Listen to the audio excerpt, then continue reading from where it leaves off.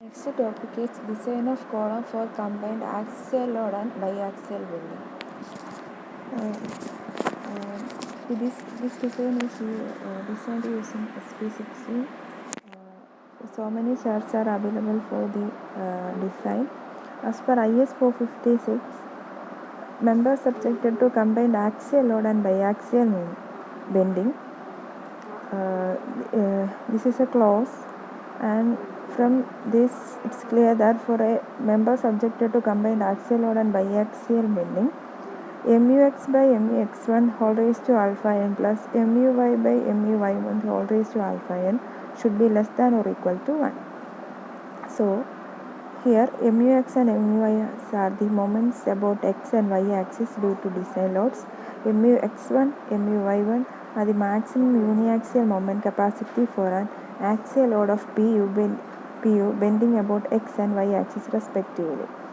The next is alpha n. Alpha n is related to pu by pu z, and pu is the ultimate load which is given in the question, and pu z which is calculated using pu z is equal to 0.45 SEK SC plus 0.75 Fy ASC. From pu by pu z value, alpha n is calculated as follows. For pu by pu z values in between 0.2 and 0.8,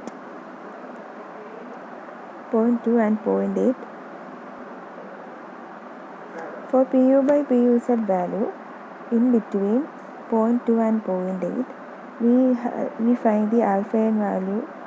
The alpha n values varies from 1 to 2. That is, we interpolate the value. If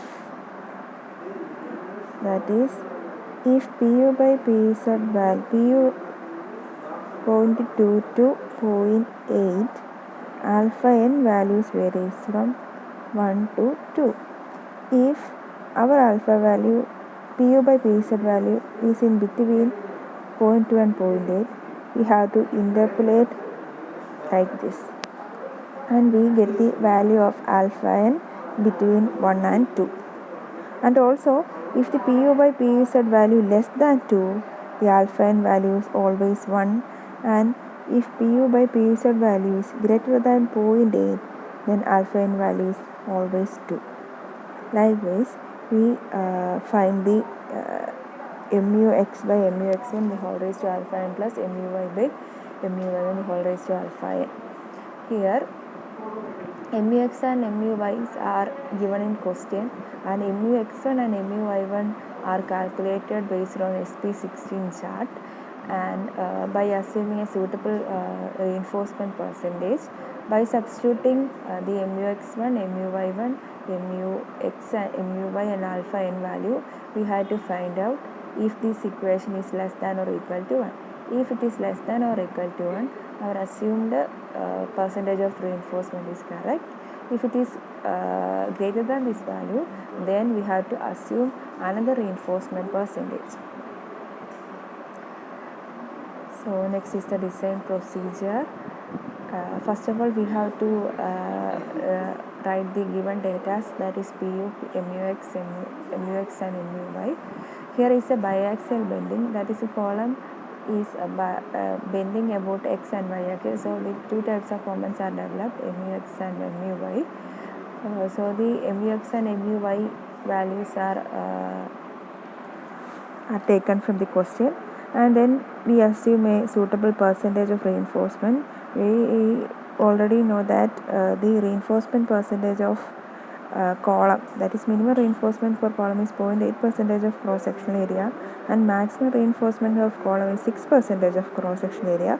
So we assume a reinforcement percentage in between 0.8 and 0.6. Then by using this chart, compression with the bending based on d dash by d value and Fy value, we find out by using the value of pu z and p by fck, we find the value of mu by fck bd.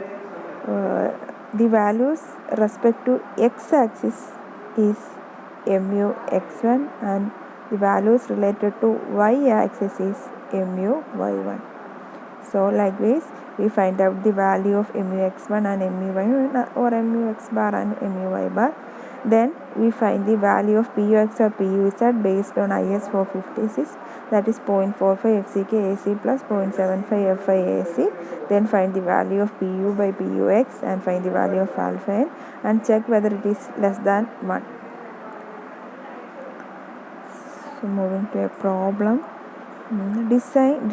Determine the reinforcement for a short column to the following data. Column size 400 by 600 mm, PU 2000 kN, MUX 160 kN, MUY 120 kN, use M20 concrete and Fe 415 steel.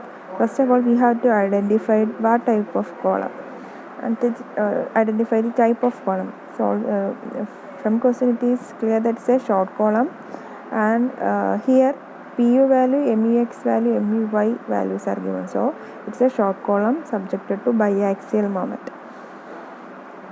First of all, we have to write all the data. PU 2000 kN, MUX 160 kN, MUY 120 kN, FCK 20 Newton per mm square, Fi 450 Newton per mm square. Then we assume a cover of 40 mm. If we can assume a cover as 40 or 50 mm. Here I assume a value of 40 mm. Then assume a reinforcement percentage which is lies in between 0.8 and 6%. Here I assume a value of 1.5. It is in between 0.8 and 6%. Then we have to find out the moment about x-axis and moment about y-axis. So first we consider the x-axis. With respect to x-axis, B is 400 and D is 600. So we have to find out the d dash by dd value as 40 by 600, that is 0.06 is nearly equal to 0.05. It is assumed as 0.05 because only chart is available for d dash by d value 0.05, 0.1, 0.15 likewise. So we assume a intermediate value 0.05. Then we find out the PU by FCK BD value by substituting the data as given, and then find out the P by FCK value. P by FCK value calculated based on P is 1.5, FCK 20, here it is 0.075.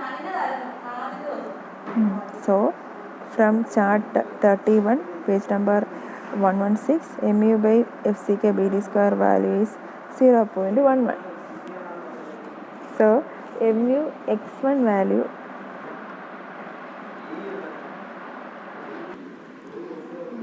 so based on for x-axis D is equal to 400, D is equal to 600. So D dash by D value is 40 by 600, that is 0.05. So by using the by substituting the equation, PU by FCK BD is 0.146 and P by FCK. P is the percentage of reinforcement and FCK. Percentage of reinforcement is 1.5%, 0.015 divided by FCK 20, so it is 0.075. From SP16 page number 31, 116, page number 115, that is this chart. We get the value of MU by FCK BD square as 0.11. So by MU x bar dash value, we get the value of MU x bar by substituting this value. Next is in y direction. It is we take care about this condition. In y direction, B is 600 and D is 400. So D dash by D value is 0.1. So we select this chart number 32, page number 117 for the calculation. Find the value of PU by FCK, P by FCK. By using these two values, we have to find out the value of MU by FCK BD square. So we get the value of MU dash as 211.22 into 2 into 10 raised to 6 Newton mm. Next is we have to find out the value of PUX. So first we assume the percentage of reinforcement as 1.5%. PU Z value and PU Z is equal to as per IS 456, page number 31, is equal to 0.45 FCK AC plus 0.75 FA AC, where AC is the area of concrete and FAC is the area of steel. And so we find out the value of AC, that is area of steel, as we assume a percentage of reinforcement P is equal to 1.5 percentage. So P is equal to 100 AST by BD.